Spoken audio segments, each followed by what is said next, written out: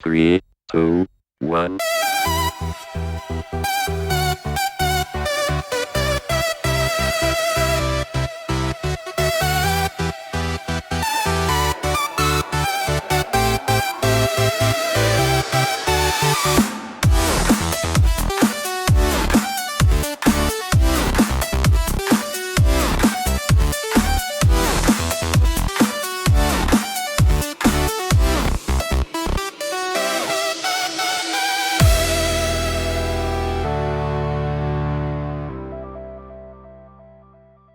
Et salut à toi et bienvenue sur Regarde dans le rétro. Aujourd'hui, on s'attaque à une licence de dessin animé sortie en 1993, produit par Film Roman ou Roman avec l'accent. Je veux bien sûr parler de la génialissime licence Mighty Max. Alors Mighty Max, de quoi ça parle? Eh bien ça parle d'un jeune garçon qui s'appelle Max, choisi pour sauver le monde. Virgile, une chouette sage et son guide. Et Norman, un guerrier puissant. L'univers et l'histoire. Alors le concept central de la série, Max possède une casquette magique appelée le Cap qui lui permet de voyager instantanément dans d'autres dimensions et d'accéder à des mondes très dangereux. Le but de ces voyages, combattre des forces du mal menées par Skull Master, un être maléfique cherchant à dominer toutes les réalités. Alors on y retrouve des thèmes divers comme le multivers et le voyage dimensionnel, la lutte contre le bien et le mal, absolument centrale dans les années 90, les mythes et légendes revisitées façon dessin animé et une ambiance souvent très sombre et beaucoup plus sombre que les dessins animés classiques des années 90. La particularité de ce dessin animé, eh bien un ton étonnamment très mature pour l'époque, un scénario parfois extrêmement complexe et une fin très inhabituelle puisqu'il va s'agir d'une boucle temporelle.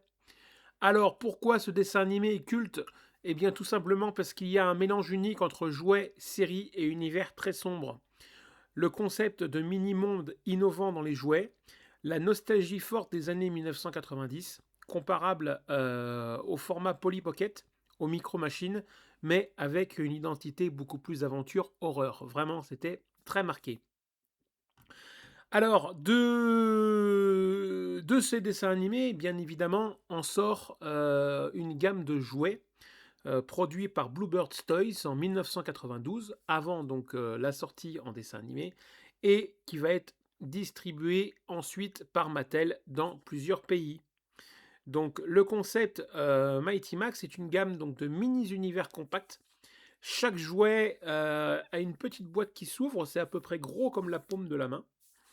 Et à l'intérieur, on a un décor miniature, un temple, un volcan, un château, un laboratoire, un serpent, un crocodile, une mini-figurine de Max, des monstres ennemis et des mécanismes, des pièges, des passages secrets. Donc encore une fois, le principe de ces jouets est similaire aux ceux de Polly Pocket, mais en version aventure fantastique. La particularité de ces jouets, c'est qu'ils étaient transportables. Et j'en ai un, parce que je collectionne, tu le sais. Voilà, donc ça ressemblait à ça, les jouets Mighty Max. Donc moi j'ai celui-là, alors on peut dire que c'est peut-être un serpent, ouais ça doit être un serpent. Et quand tu ouvres à l'intérieur, donc je n'ai pas les personnages, je n'ai que les boîtes, je n'ai pas réussi à trouver des personnages. Et donc à l'intérieur, donc c'est hyper bien foutu, hein. C'est vraiment bien foutu, donc tu vois comment c'est fait. Hop, alors on va attendre, voilà.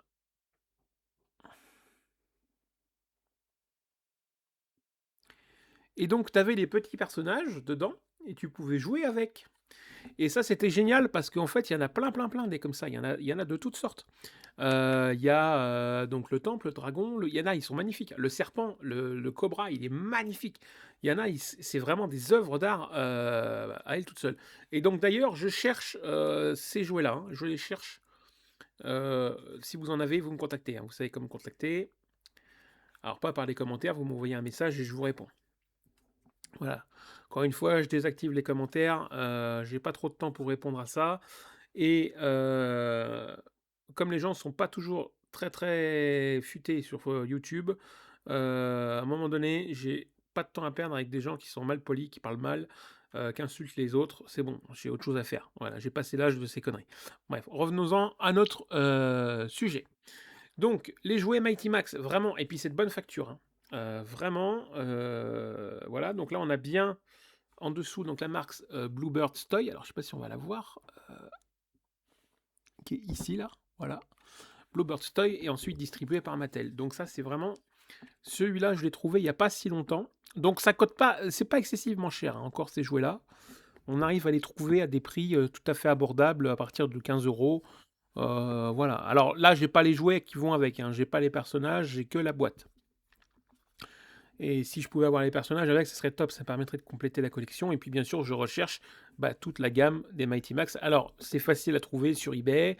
Par contre, il y a une hype en ce moment là-dessus et les prix sont exorbitants.